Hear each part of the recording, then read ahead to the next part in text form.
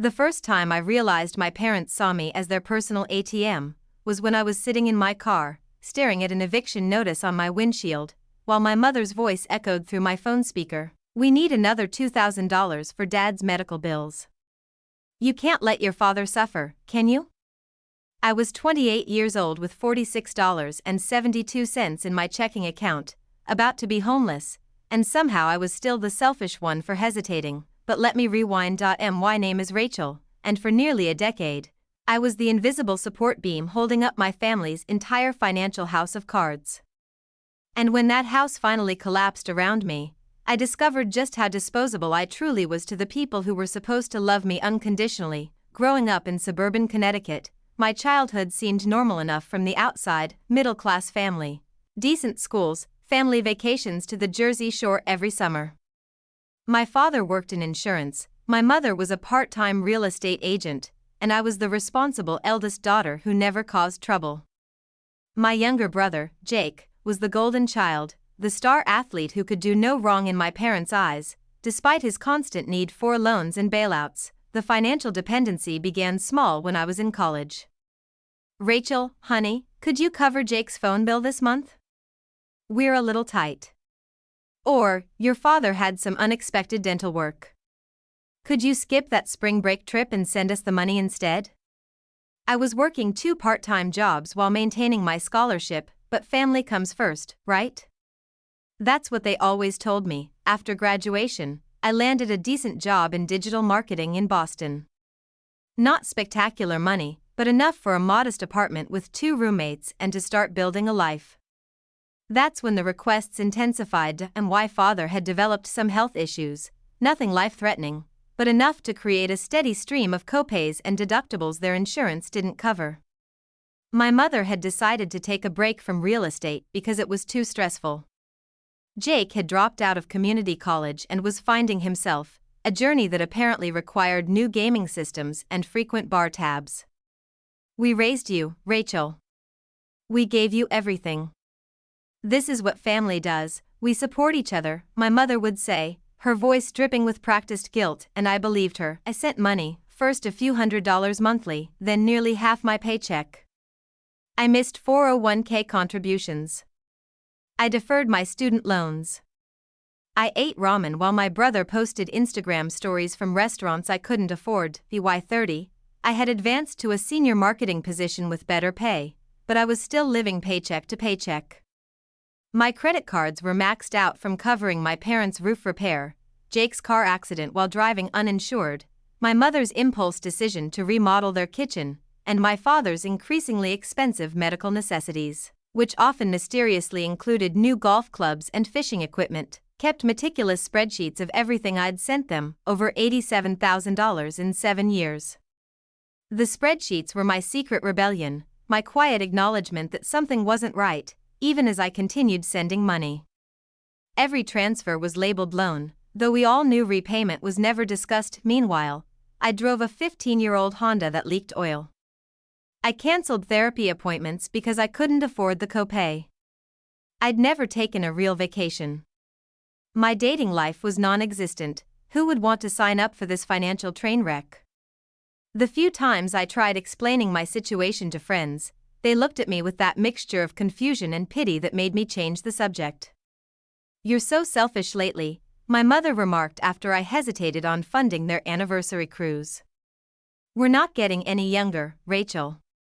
Don't you want us to enjoy our retirement years?" Retirement years. The words made me laugh bitterly. They were both in their late 50s with no retirement savings, no financial plan beyond "Rachel will figure it out." And I realized with stark clarity that this was their long-term strategy. I was the retirement plan. The breaking point came suddenly, though in retrospect, it was years in the making. On a Tuesday morning in January, I was called into my boss's office. The company had lost its biggest client, and cuts were being made across the board.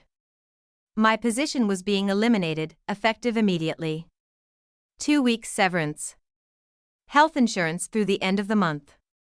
A cardboard box for my desk belongings. I sat in my car in the parking garage for 3 hours, numb with shock and terror. My emergency fund had been depleted months ago for my parents' property taxes. My credit cards were maxed. I had exactly $1,243 in my checking account, enough for maybe 1 month's rent and groceries if I was extremely careful. When I finally called my mother, her initial sympathy lasted approximately 45 seconds before pivoting to their needs. "Oh honey, that's terrible timing. Your father and I were just talking about needing to replace the water heater. It's going to be about $1,200. When can you send it over?" The silence from my end must have been deafening. "Rachel? Did you hear me? The water heater is leaking." "Mom," I said quietly, "I just lost my job. I have no income." "Well, you'll get unemployment, right? And you'll find something new quickly. You always do. You're so resourceful." That's when it hit me, the breathtaking clarity of my position in their lives. I wasn't their daughter. I was a resource to be mined until there was nothing left. "I can't send any money, Mom. I need to focus on not becoming homeless." The frost in her voice was immediate. "I see. So after everything we've done for you, the minute things get a little tough, you abandon your family? Your father will be so disappointed." I felt something inside me break, or maybe it was something finally breaking free. "What exactly have you done for me lately, Mom?" "I've sent you over $87,000 in the past 7 years. I live with roommates at 31 because I can't afford my own place. I haven't bought new clothes in 2 years. I've been killing myself to keep you and Dad and Jake afloat, and now I'm drowning." "Don't exaggerate, Rachel. We've had some temporary setbacks, that's all. Family helps family." "Then help me," I whispered, tears streaming down my face. "I need help." The silence on the other end was her answer. "I'll see what I can do," she finally said, her voice as cold as the January air outside my car. "But honestly, Rachel, your attitude is very hurtful. It seems like you're just looking for excuses to be selfish." When I didn't immediately apologize, she sighed that martyred sigh I knew so well. "I need to go. Your father will be home soon, and I don't want to upset him with this. You know his blood pressure." After she hung up, I sat in my freezing car, watching my breath cloud in front of me, and realized I had a choice to make. It was them or me. And for the first time in my adult life, I chose me. The next day, I applied for unemployment, updated my resume, and, most importantly, did not answer my mother's 3 calls.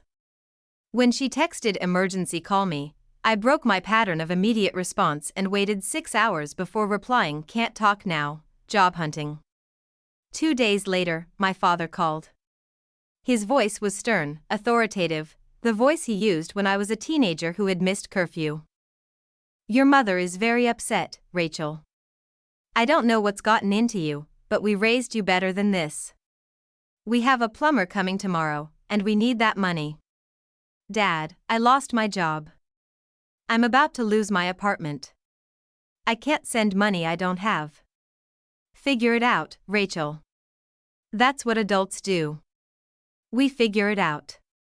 Your mother and I have always figured it out." No, they hadn't. I had figured it out for them. For years. I've been figuring it out for all of us, Dad.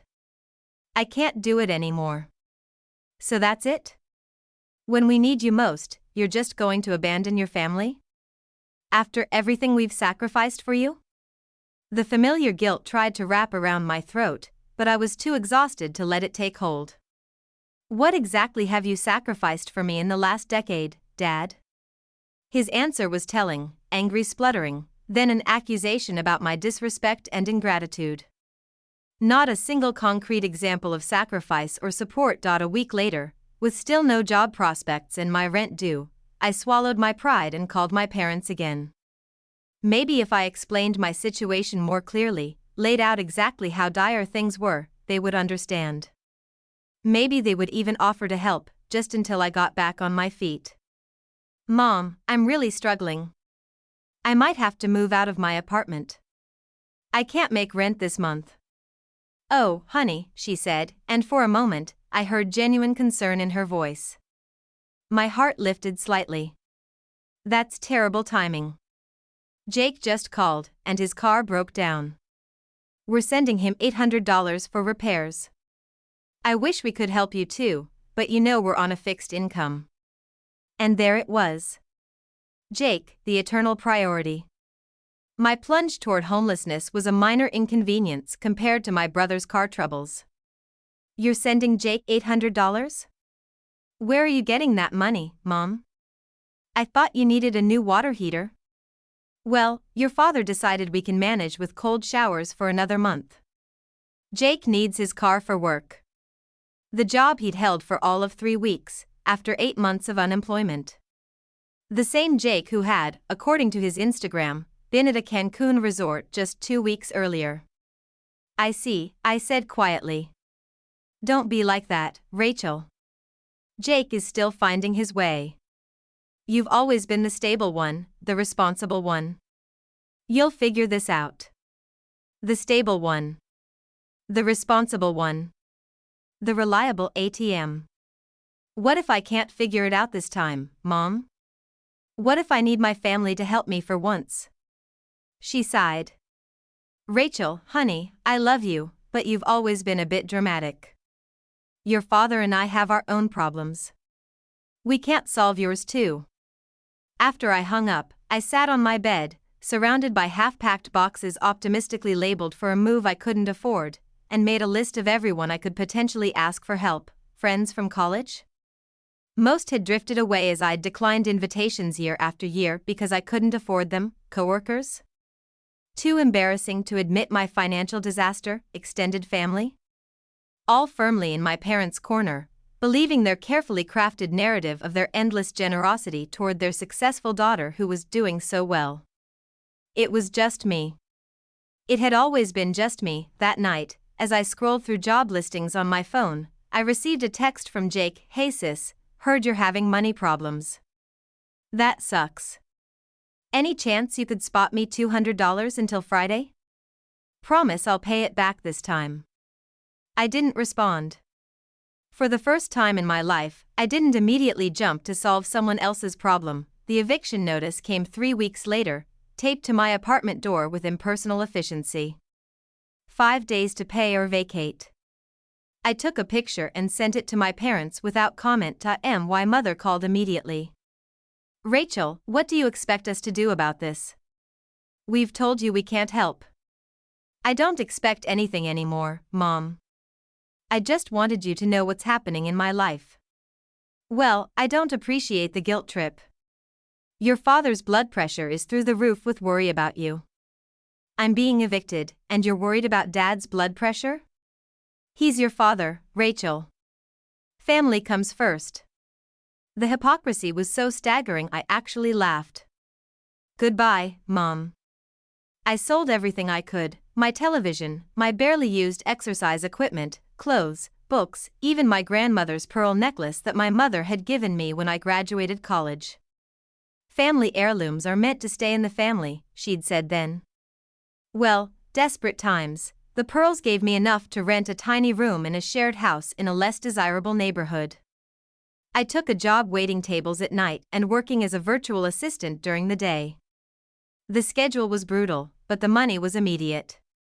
No more corporate bi-weekly paychecks that were spent before they arrived. My parents' calls became less frequent as it became clear I was no longer a viable financial resource.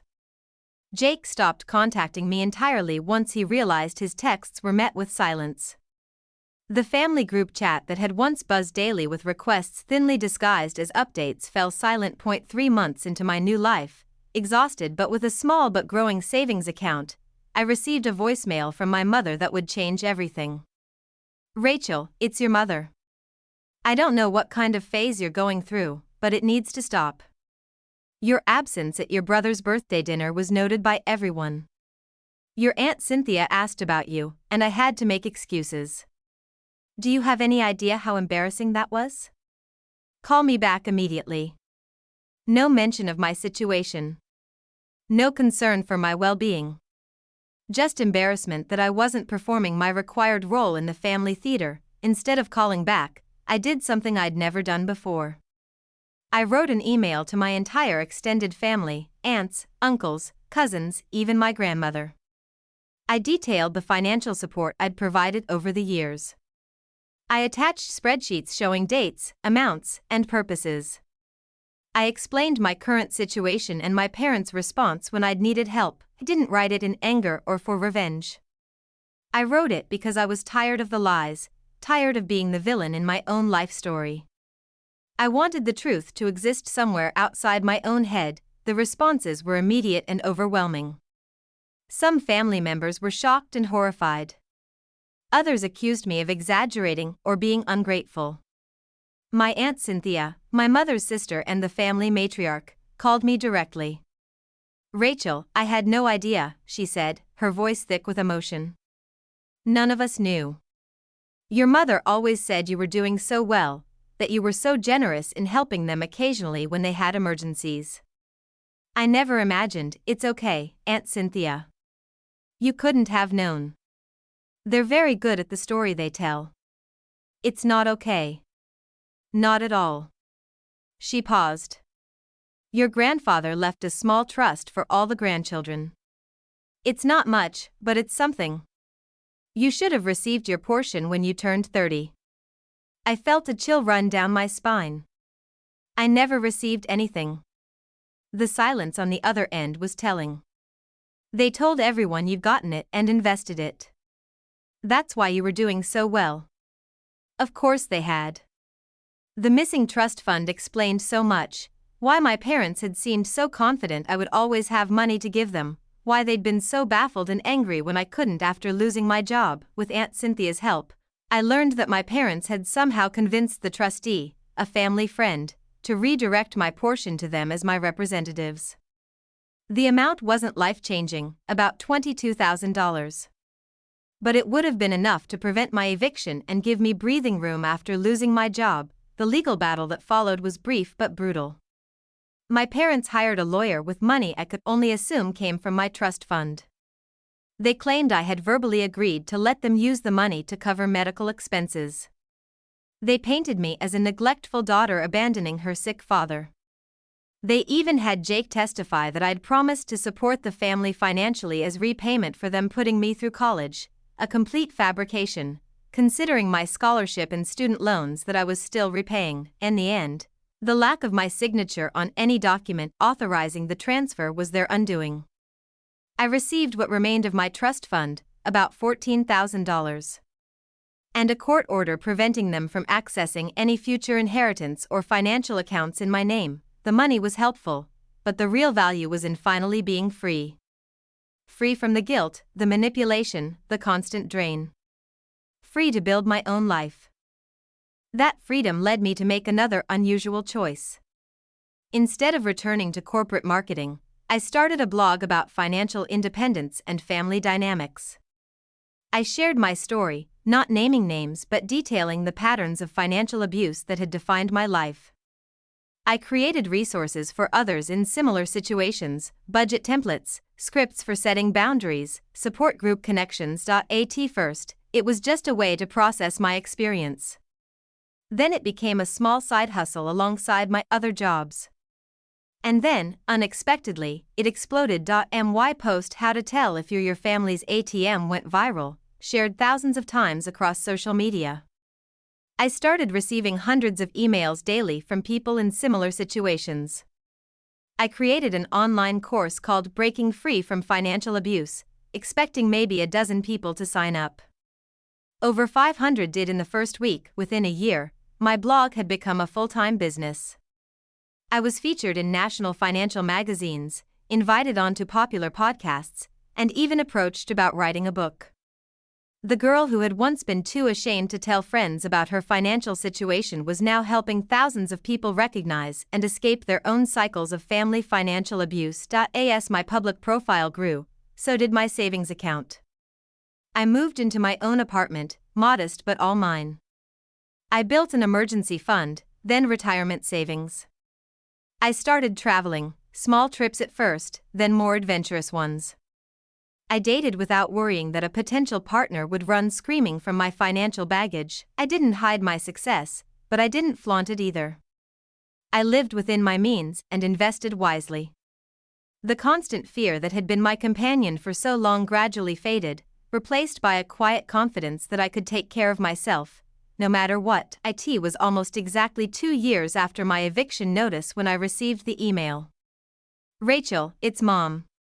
We need to talk. It's important. Please call me. I didn't respond immediately. I took my time, consulted my therapist, considered what I wanted from any potential reconciliation. Then I replied with my office phone number and available times for a call, setting a boundary from the very beginning that this would be on my terms, not an emergency requiring my immediate attention. When my mother called, her voice was different, subdued, almost meek. A tone I'd never heard from her before. Rachel, I've been doing a lot of thinking over these past couple of years. I've seen your success online. I'm proud of you. Words I'd longed to hear for decades. Now they felt hollow, suspicious. Thank you, I said, keeping my voice neutral. Your father and we've hit a rough patch.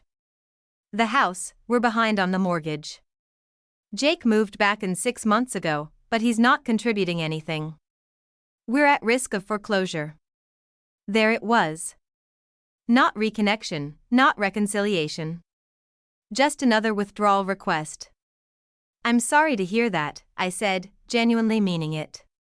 Despite everything, I didn't wish homelessness on anyone, especially not my aging parents. We've been trying everything, Rachel. Your father even came out of retirement to work part-time at the hardware store, but his health, it's just not enough. We need help just to get caught up. Maybe $20,000?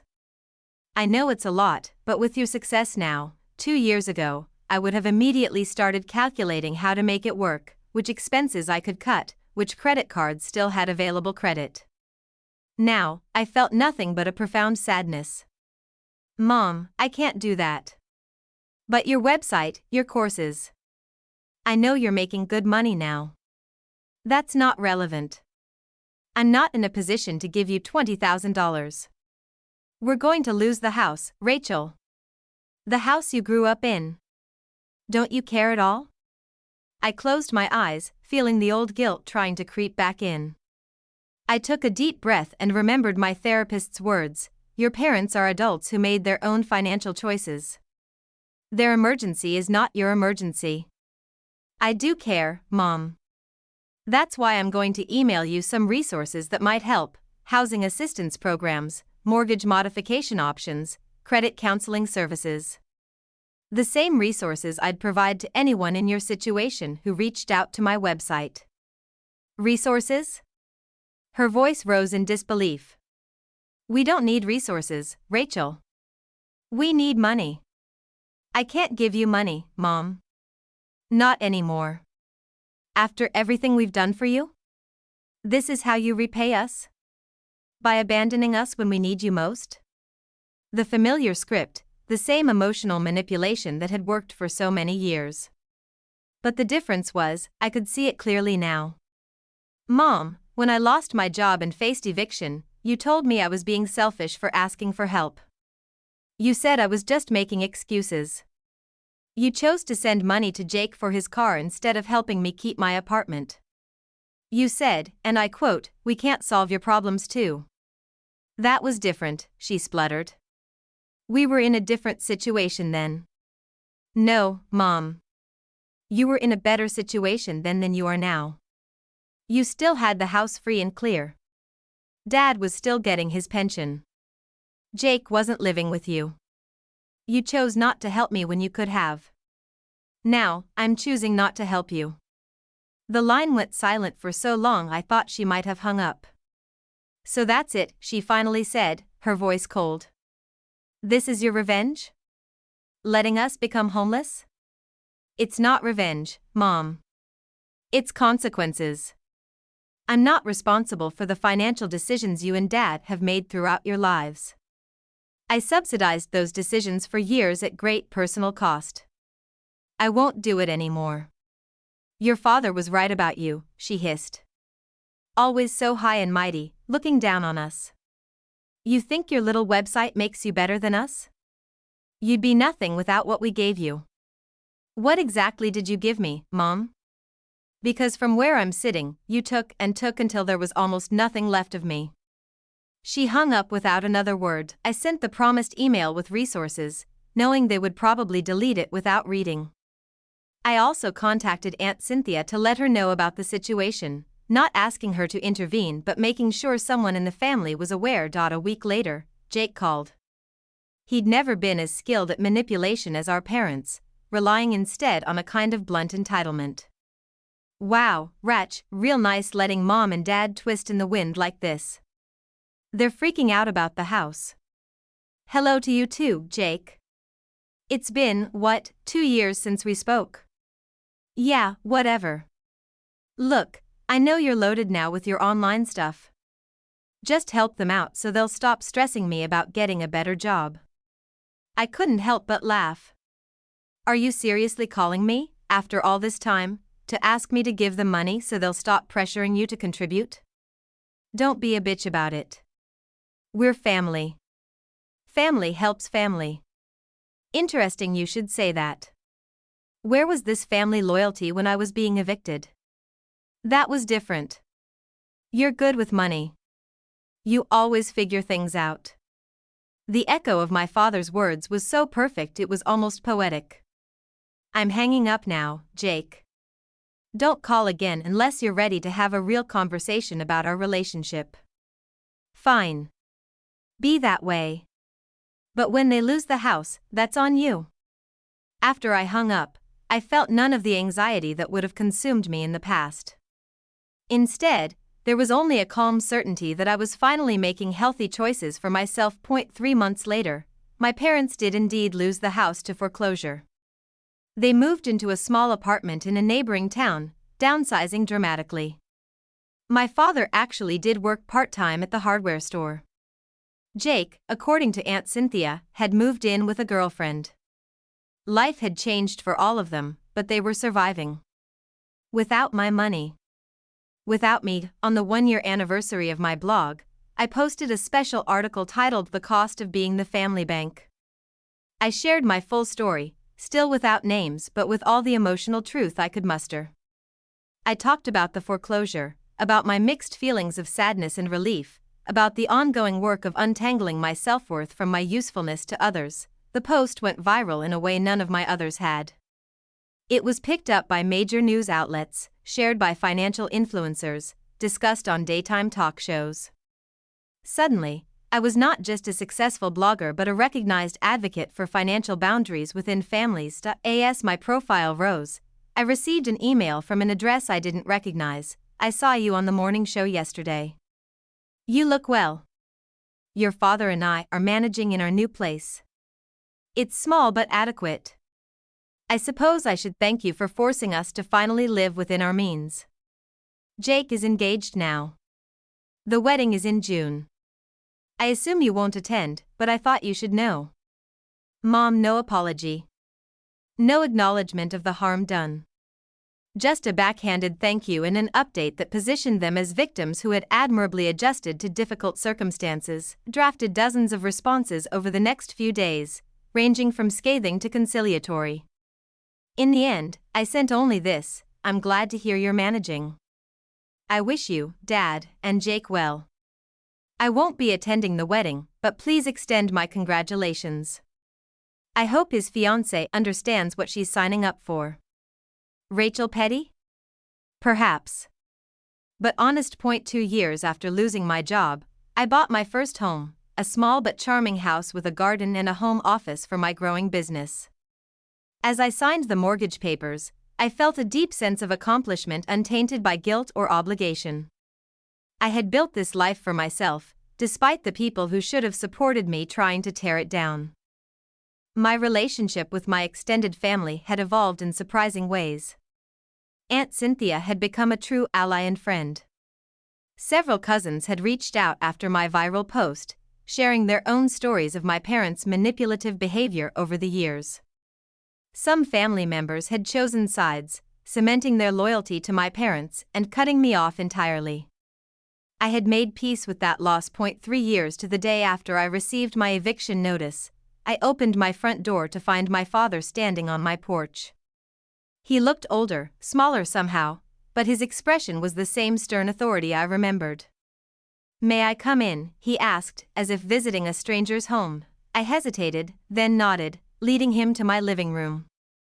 He sat awkwardly on the edge of my sofa, looking around at the evidence of my success, the comfortable furniture, the framed poster from my appearance at a financial wellness conference, the row of houseplants thriving in the sunlight. "Nice place," he said, grudgingly. "You've done well for yourself."